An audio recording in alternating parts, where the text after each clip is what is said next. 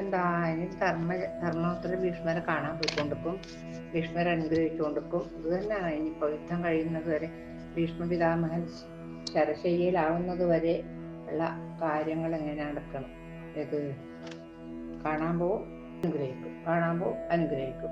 ചേരുമ്പോൾ ചേർന്ന വേഷം ചെറുമുരളിക കൈക്കൊണ്ടു നിൽക്കും വിശേഷം, ചേലൂറും മന്ദഹാസം ചിലയിളകും തൃത്തളക്കുള്ള ലാസ്യം, ചേണാർന്നോരാതിശേഷം ശിരസി കുട പിടിക്കുന്ന മായാപ്രകാശം, ചേരേണം കാലശേഷം തിരുവടിയിലഹം മാറ്റണം മാലശേഷം.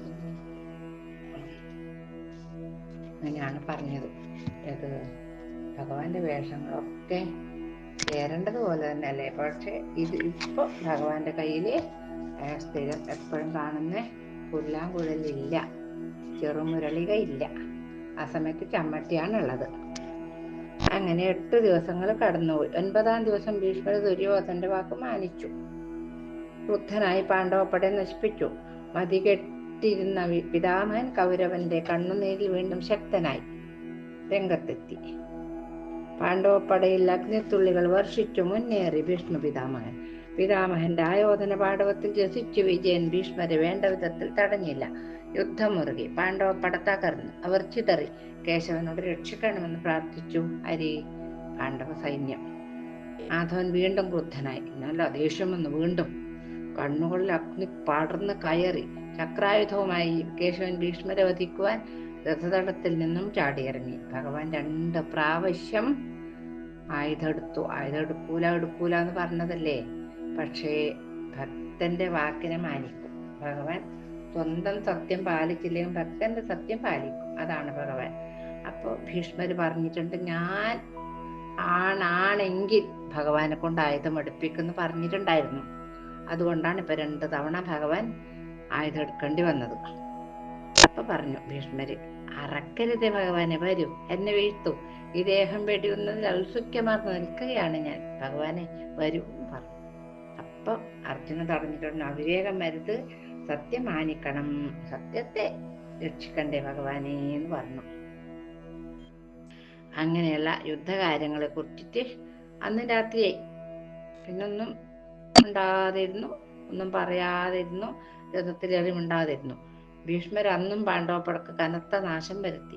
രാത്രിയായി. പാണ്ഡവർ കേശവന്റെ നേതൃത്വത്തിൽ ഒത്തുകൂടി. അതുവരെയുള്ള യുദ്ധകാര്യങ്ങളെ കുറിച്ച് ചർച്ച ചെയ്യുകയും ചെയ്തു. അപ്പൊ ധർമ്മജൻ പറഞ്ഞു, മാധവ, 2 ദിവസം കൊണ്ട് ഭീഷ്മർ പാണ്ഡവപ്പടയെ മുച്ചൂട് നശിപ്പിക്കുമായിരുന്നു, നീ തടയാതിരുന്നെങ്കിൽ. ഇനിയും പിതാമഹൻ ഇതുപോലെ മുതിർന്നേറ്റാൽ നമ്മുടെ സൈന്യം തകർന്നടിഞ്ഞു പോകും. ഭീഷ്മ പിതാമഹനെ തടയാൻ എന്താ ഒരു വഴിയെന്ന് ചോദിച്ചു. അപ്പൊ പറഞ്ഞു ഭഗവാൻ, അർജുനന് ഭീഷ്മരെ നേരിടുവാനാവുന്നില്ല. പാർത്ഥൻ ഒഴിഞ്ഞാൽ ആ കൃത്യം ഞാൻ ഏൽക്കും, ഉറപ്പാണത്. ഭീഷ്മ പിതാമഹൻ കൗരവ സൈന്യത്തിൽ നശിക്കുന്ന കാലത്ത് പാണ്ഡവർ വിജയത്തെപ്പറ്റി ചിന്തിക്കുകയേ വേണ്ട. അപ്പൊ യുധിഷ്ഠിരന് പേടിയായി. പറഞ്ഞു, വിജയനെ കുറ്റം പറയുക വേണ്ട, വലിയച്ഛൻ എന്നും മുത്തച്ഛനാണ്. കാട്ടിയത് നമ്മോടായിരുന്നല്ലോ. വനത്തിൽ വസിച്ചിരുന്ന നമുക്ക് എല്ലാ സഹായവും ചെയ്തു തന്നത് ഭീഷ്മ പിതാമഹനാണ്.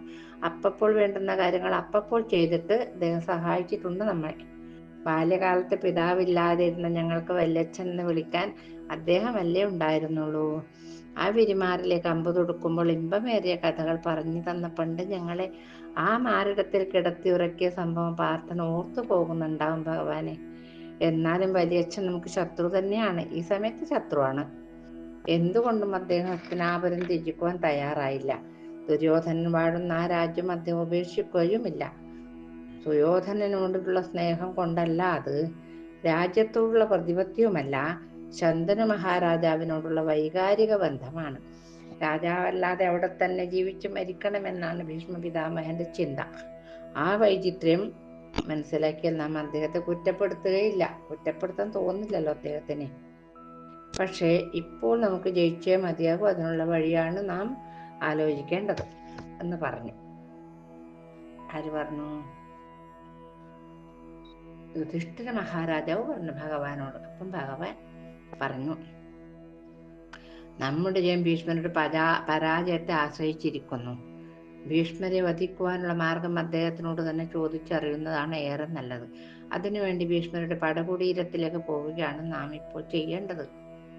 യുദ്ധം 8 ദിവസവും കഴിഞ്ഞു. 9ാമത്തെ ദിവസം കഴിഞ്ഞു. മാധവന്റെ വാക്കുകൾ കഠിനമായ നിശബ്ദത പരത്തി. ധർമ്മപുത്രൻ നിശബ്ദതയ്ക്ക് വിരാമമിട്ടുകൊണ്ട് പറഞ്ഞു, കേശവ, ഭൂമിയിൽ ഏറ്റവും അസ്വസ്ഥതയുള്ള ജീവിതം ക്ഷത്രിയൻ്റെതാണല്ലേ. ബാഹ്യമായി അവന് ധാരാളം സുഖസൗകര്യങ്ങൾ കാണുന്നവരുടെ കണ്ണിന് കേമത്തം. പക്ഷേ ഓരോ ദിവസവും അവന്റെ മനസ്സ് സംഘർഷഭരിതമാണല്ലോ. ഇപ്പോൾ നാം ഏർപ്പെട്ടിരിക്കുന്ന സന്ധിയെക്കുറിച്ച് ആലോചിക്ക്. കുലത്തിന്റെ നെടുംതൂണായ ഭീഷ്മർ മരിക്കണം. നമുക്ക് ജയിക്കണമെങ്കിൽ അദ്ദേഹത്തെ എങ്ങനെ കൊല്ലുമെന്ന് ചോദിച്ചറിയണം. അതിന് നാം പോകണം കേശവ. ഇതിൽ കൂടുതൽ ഒരു സംഘർഷം മനുഷ്യ ജീവിതത്തിൽ അനുഭവപ്പെടുവാനുണ്ടോ ഭഗവാനെ? മാധവ, ഞാൻ പോകാം. അദ്ദേഹത്തെ വധിക്കേണ്ട വിധം ആരാഞ്ഞ് ഞാൻ പോകാം. വിധിയുടെ ഇച്ഛക്ക് തലചായ്ക്കുവാനല്ലാതെ നമുക്ക് എന്താണ് കഴിയുക എന്ന് ആര് പറഞ്ഞു? ധർമ്മപുത്രർ പറഞ്ഞു. അപ്പൊ പാണ്ഡവർ ഒന്നും പറയാതെ എഴുന്നേറ്റ് നിന്നു. കേശവനോടൊത്ത് വേഷം മാറി അന്തർണ വേഷം ധരിച്ചു അവരെ ആരും സംശയിച്ചില്ല. വേഷം കെട്ടാൻ കേമന്മാരാന്നല്ലോ. അങ്ങനെ പടകുടീരത്തിൽ എത്തി. കേശവനെയും പാണ്ഡവനെയും ഗാംഗേയൻ സ്വാഗതം ചെയ്തു. അവരുടെ ആഗമന ലക്ഷ്യം അന്വേഷിച്ചു. കേശവന് സിംഹാസനം നൽകി. പാണ്ഡവർ മുത്തച്ഛന്റെ പാദങ്ങൾ നമസ്കരിച്ചു. ഉണ്ണികളെ, മാധവനുമൊത്ത് നിങ്ങൾ വന്നത് എന്തിനാണ്? യുദ്ധത്തിൽ ഒരു വിധത്തിൽ നിങ്ങളെ സഹായിക്കാൻ മുത്തച്ഛന് കഴിയുന്നില്ലല്ലോ മക്കളെ എന്നോർത്ത് ഞാൻ വേദനിക്കുകയാണ്. നിങ്ങൾ എന്താവശ്യത്തിനാണ് വന്നത്? അതെത്ര ദുഷ്കരമായാലും ഞാൻ നിർവഹിച്ചു തരുന്നതാണ് എന്ന് ഭീഷ്മപിതാമഹൻ ഇവരോട് പറഞ്ഞു.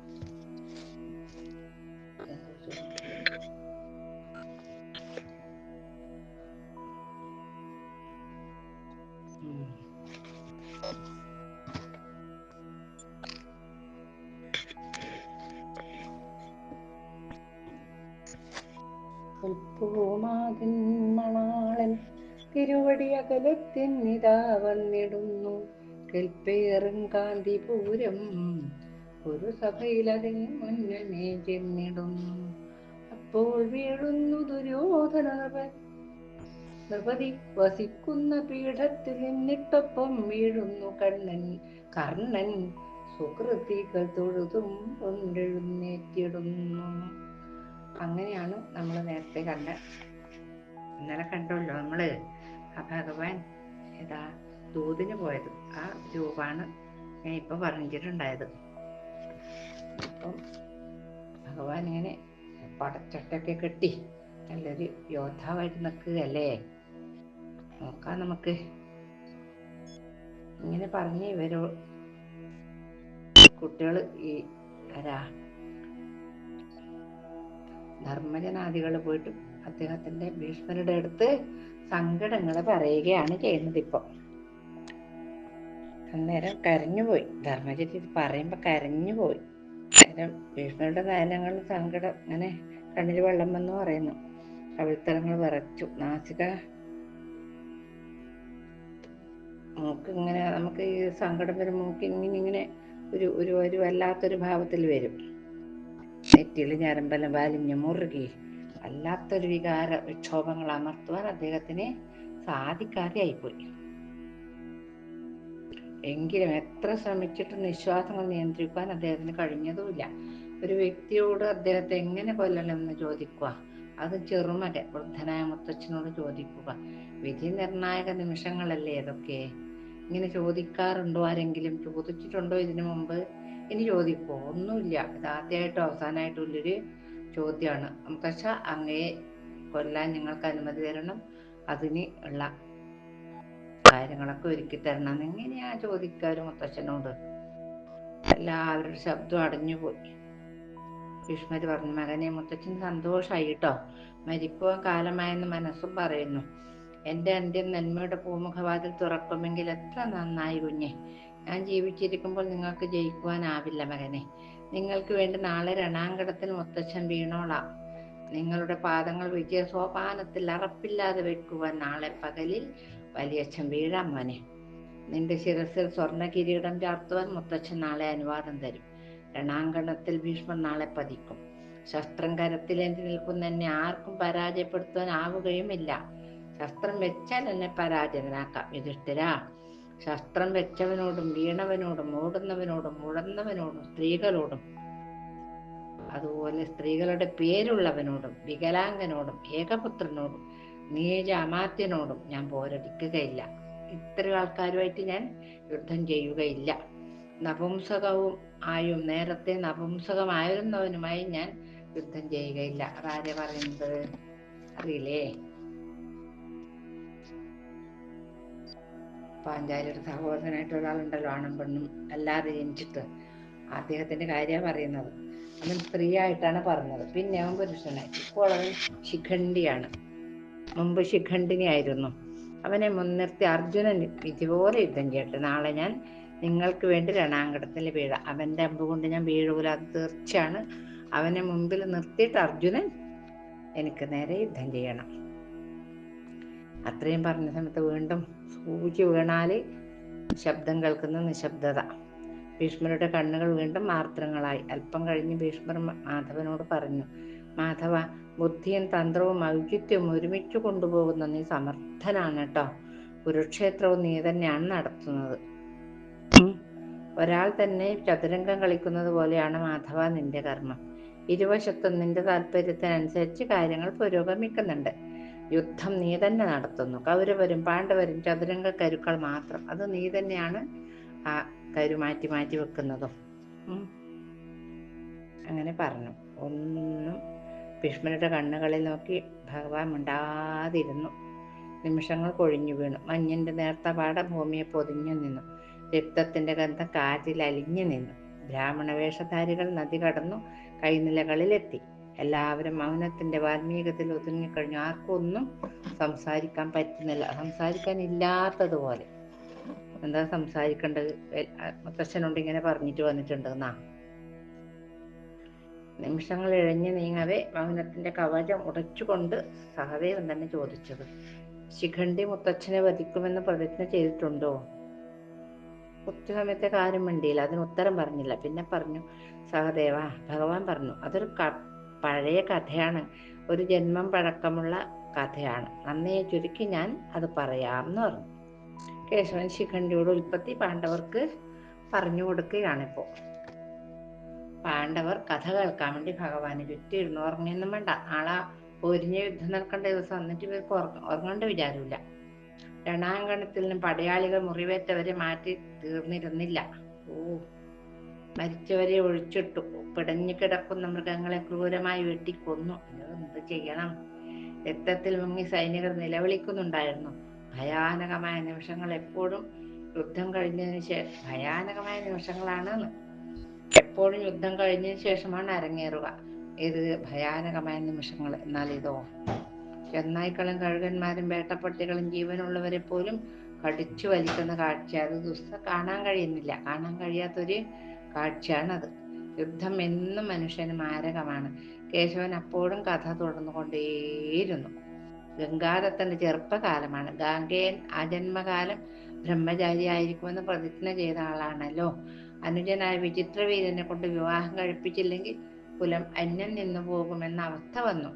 ഇക്കാലത്ത് കാശി രാജാവിന്റെ പുത്രിമാരെ അംബ, അംബിക, അംബാലിക എന്നീ കന്യകമാരുടെ സ്വയംവരം തീരുമാനിച്ചു. ഭീഷ്മരെന്തു ചെയ്തു? സ്വയംവര മണ്ഡപത്തിലെത്തി 3 കന്യകകളെ പിടിച്ചു കൊണ്ടുവന്നു. അത് ശരിയാണോ? ബ്രഹ്മചാരിയായ ഭീഷ്മർക്ക് പറഞ്ഞ പണിയാണോ അത്? വേണ്ടിയിരുന്നില്ല. വിചിത്രവീരനെ കൊണ്ട് വിവാഹം കഴിപ്പിക്കാനായിരുന്നു ഈ ഒരുക്കങ്ങള്. ഇത്തരുണത്തിൽ മൂത്ത രാജകുമാരി അംബ ഭീഷ്മരുടെ അടുത്ത് ചെന്ന് പറഞ്ഞു, ഞാൻ വളരെ കാലം മുമ്പേ സാലുൻ എന്ന രാജാവിന് മനസാ ഭർത്താവായി വരിച്ചതാണ്. ഞങ്ങൾ തമ്മിൽ അനുരാഗ വിവശരുമാണ്. അതുകൊണ്ട് എന്നെ ബലമായി മറ്റൊരാളുമായി ബന്ധിക്കുവാൻ ശ്രമിക്കരുതേന്ന് പറഞ്ഞു. അവളുടെ വാക്ക് മാനിച്ച് രാജകീയ പ്രൗഢിയോടുകൂടി അമ്പയെ സാലു രാജാവിന്റെ സമീപത്തേക്ക് അയച്ചു. സാലു സ്വീകരിക്കോ? ഇല്ല. അംബ സാലുവിന്റെ സമീപം എത്തി പറഞ്ഞു, പ്രിയപ്പെട്ട രാജകുമാര, ധർമ്മത്തിൽ പ്രിയമൂന്നിയ ഭീഷ്മർ എന്നെ വിട്ടയച്ചിരിക്കുന്നു. അങ്ങ് ഞാനുമായുള്ള ബന്ധം അദ്ദേഹത്തോട് പറഞ്ഞ നിമിഷം തന്നെ ഗംഗാദത്തൻ എന്നെ മോചിപ്പിച്ചു. അങ്ങ് എന്നെ സ്വീകരിച്ചാലും എന്ന് പറഞ്ഞു അംബ. അയ്യേ, സാലു പറഞ്ഞു, സുന്ദരി, നിന്നെ ഞാൻ ഇഷ്ടപ്പെട്ടിരുന്നു എന്നത് സത്യമാണ്. ഇപ്പോഴും അതിന് കനം കുറഞ്ഞിട്ടുമില്ല. ഞാനൊരു രാജാവല്ലായിരുന്നുവെങ്കിൽ മനപ്രയാസമില്ലായിരുന്നു. എനിക്കിപ്പോൾ ധർമ്മം നോക്കേണ്ടതുണ്ട്. മറ്റൊരുത്തൻ കൈക്ക് പിടിച്ച കന്യകയെ വിവാഹം കഴിക്കുന്നത് ധർമ്മമല്ലല്ലോ. ഭീഷ്മർ നിന്റെ കരം ഗ്രഹിക്കുന്നത് ഞാൻ മാത്രമല്ല, എല്ലാവരും കണ്ടതാണ്. ആ സ്ഥിതിക്ക് നിന്നെ സ്വീകരിക്കുന്നത് ശരിയാണെന്ന് എനിക്ക് തോന്നുന്നില്ല. ഭവതി വേഗം പോയി ഭീഷ്മനെ തന്നെ അഭയം പ്രാപിക്കുന്നതാണ് യോഗ്യം എന്ന് പറഞ്ഞു. എനിക്ക് നിന്നോട് ഇഷ്ടം ഉണ്ടായിരുന്നു, ഇപ്പോഴും ഇഷ്ടമുണ്ട്. പക്ഷേ അതാണ് ഈ കൈ പിടിക്കുന്നത്. ഇന്നത്തെ കുട്ടികളോ, നാളെ എപ്പോഴെങ്കിലും കല്യാണം കഴിക്കോ ഇല്ലയോ എന്ന് ഉറപ്പൊന്നുമില്ല, എന്നാലും കൈ പിടിച്ച് നടത്തൊക്കെ നേരത്തെ കാലത്തേ തുടങ്ങും. അച്ഛനാണ് ശരിക്കും കൈ പിടിച്ച് കൊടുക്കേണ്ടത് ഒരു കന്യകയെ കല്യാണം കഴിക്കുന്ന ആൾക്ക്, പ്രതിശ്രുത വരന്. ഇപ്പൊ അതൊന്നുമല്ലല്ലോ, കയ്യും പിടിച്ച് രണ്ടുപേരും നടക്കുന്ന കണ്ടാല് അത്ഭുതപ്പെട്ടു പോകും. അങ്ങനെ സാലുവിന്റെ വാക്ക് കേട്ടിച്ച് ഭീഷ്മരുടെ സമീപം എത്തി. എന്നെ വിവാഹം കഴിക്കണം എന്ന് പറഞ്ഞു. പക്ഷെ നിത്യബ്രഹ്മചാര്യ ഭീഷ്മർക്ക് അതിന് സാധ്യമല്ലല്ലോ. ഹസ്തിനാപുരത്തും സ്ഥാനമില്ലാതാകുമ്പോ മനം തകർന്നു കൊടുങ്കാട്ടിലെത്തി ശിവനെ തപസ് ചെയ്തു. രുദ്രമൂർത്തി പ്രത്യക്ഷനായി. എന്താണ് വരം വേണ്ടത് എന്ന് ചോദിച്ചു. എനിക്ക് ഭീഷ്മരെ കൊല്ലുവാൻ കഴിയണം എന്ന് വരം ആവശ്യപ്പെട്ടു. അത്രമാത്രം നല്ല ആളായിരുന്നു. ഇപ്പൊ പറഞ്ഞിട്ട് അരമണിക്കൂർ കഴിഞ്ഞിട്ടില്ല, ഇവിടെ തുടങ്ങി പാക. ഇതാണ് മനുഷ്യന്റെ സ്വഭാവം. അവരുടെ കാര്യത്തിന് നല്ലതും പറയും, കാര്യം കഴിഞ്ഞ ചീത്തയും പറയും. ഭദ്രയെ, നിന്റെ അഭിഷ്ടം ഈ ജന്മം നടക്കുകയില്ല. അടുത്ത ജന്മത്തിൽ നീ പുരുഷത്വം പ്രാപിക്കും. ദ്രുപദ രാജാവിന്റെ വംശത്തിൽ ജനിച്ച് വില്ലാളിയായിത്തീരും. നിനക്ക് ഭീഷ്മരെ വധിക്കുവാൻ ഇടവരികയും ചെയ്യും. തഥാസ്തു എന്ന് പറഞ്ഞു. തന്റെ ജീവിതം തകർത്ത ഭീഷ്മരെ വധിക്കുമെന്ന് പ്രതിജ്ഞ ചെയ്തുകൊണ്ട് അമ്പ അഗ്നിയിൽ ചാടി മരിച്ചു. നോക്കണേ, പെണ്ണൊരുമ്പട്ട ബ്രഹ്മനും തടുക്കാൻ പറ്റൂലല്ലോ അപ്പ. ദ്രുപദ രാജാവിന്റെ രാജ്ഞി പുത്രനുണ്ടാകാതെ ദുഃഖത്തിൽ ശിവനെ ഭജിച്ചു. ദ്രുപദന് ആദ്യം ഒരു പെൺകുട്ടി ജനിച്ചു. അത് ആൺകുട്ടിയാകും എന്ന് അനുഗ്രഹിച്ചു. പെൺകുട്ടി ആൺകുട്ടിയുടെ വേഷം ധരിപ്പിച്ച് പുരുഷ പ്രജയാണെന്ന് മറ്റുള്ളവരെ ധരിപ്പിച്ചു. ആ കുട്ടി ശിഖണ്ഡി എന്ന നാമം ധരിച്ചു വളർന്നു. ദൃഷ്ടദ്യുമ്നന്റെയും ദ്രൗപദിയുടെയും സഹോദരനാണ് ശിഖണ്ഡി. ശരിക്കും പറഞ്ഞ സഹോദരൻ. പുരുഷവേഷം ധരിച്ച് ശിഖണ്ഡി പ്രായമായപ്പോൾ ദശാർണവ രാജാവിന്റെ മകളെ വിവാഹം കഴിക്കുകയും ചെയ്തു. പക്ഷേ തന്റെ ഭർത്താവ് പുരുഷനല്ല, സ്ത്രീയാണെന്ന് മനസ്സിലാക്കിയ രാജകുമാരി പിതാവിനോട് വിവരം പറഞ്ഞു. അപമാനിതനായ ശിഖണ്ഡി വനത്തിൽ തപസ്സിന് പോയി. അവിടെ വെച്ചൊരു യക്ഷനെ കണ്ടുമുട്ടുകയും അവർ ലിംഗങ്ങൾ പരസ്പരം കൈമാറുകയും ചെയ്തു.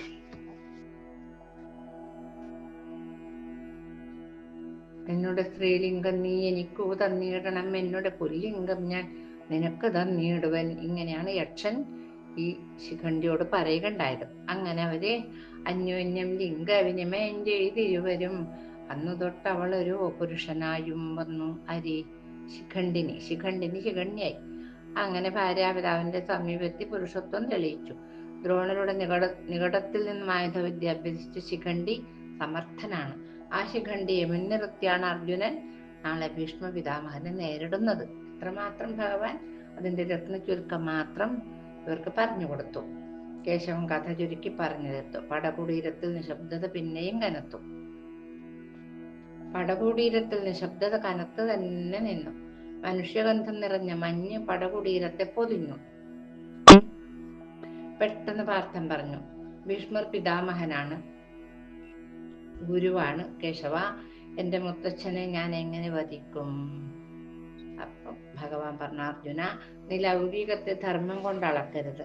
യുദ്ധത്തിൽ ഭീഷ്മരെ വധിക്കുമെന്ന് നീ ശപഥം ചെയ്തവനല്ലേ. ക്ഷത്രിയധർമ്മം അറിയാവുന്ന നിനക്ക് ആ വാക്കിൽ നിന്ന് പിന്തിരിഞ്ഞു വരുവാനാവുകയില്ലല്ലോ. പക്ഷെ വീണ്ടും നിന്റെ മനം ഗ്ലാനിയിൽ മുങ്ങുകയാണ്. അത് നാശത്തിലേക്ക് നമ്മെ നയിക്കും, ഉറപ്പാണ്. ഇങ്ങനെ ആയാൽ ചളിയിൽ കുത്തി നാട്ടതുപോലെ അങ്ങോട്ടും ഇങ്ങോട്ടും മാറിക്കൊണ്ടിരുന്ന എങ്ങനെ കാര്യം നടക്കുക അർജുന? നീ എന്തേ ഒരു സ്ഥിരചിത്തത ഇല്ലാതെ ഒരുവനായിപ്പോയത്? ഭീഷ്മരെ വധിക്കാതെ നീ ഒരിക്കലും വിജയകിരീടം ചൂടുകയില്ല. ഭീഷ്മരോട് നിനക്കല്ലാതെ മറ്റാർക്കും പൊരുതുവാനാവുകയുമില്ല. ഇത് കേട്ട് പാർത്ഥൻ പറഞ്ഞു, വൈകാരിക ബന്ധങ്ങൾ എന്നെ തടയുന്നു, മനസ്സ് കലക്കുന്നു ഭഗവാനെ. ജീവിതം തന്നെ തകർന്നതായി തോന്നുന്നു എനിക്ക്. കേശവൻ പുഞ്ചിരിച്ചുകൊണ്ട് പറഞ്ഞു, എല്ലാം മനസ്സിന്റെ പരിണാമങ്ങൾ എന്ന് കരുതുക. പണ്ട് ദേവേന്ദ്രനോട് ബൃഹസ്പതി പറഞ്ഞു, മൂത്തവനായാലും വൃദ്ധനായാലും ഗുണവാനായാലും എതിർക്കുന്ന സമയത്ത് മറ്റൊന്നും ചിന്തിക്കാതെ അവനെ കൊല്ലുക. പാർത്ഥ, ഇത് ക്ഷത്രിയരുടെ യജ്ഞമാണ്, യുദ്ധം രക്ഷ, ഈർഷയില്ലാത്ത യജ്ഞം. ഇവ ക്ഷത്രിയന് ചേർന്നതാണ്. ദേഷ്യമൊന്നുമില്ല, അത് യത്നം ചെയ്യുക. അങ്ങനെയുണ്ട് പരിപാടി. അർജുനൻ പറഞ്ഞു.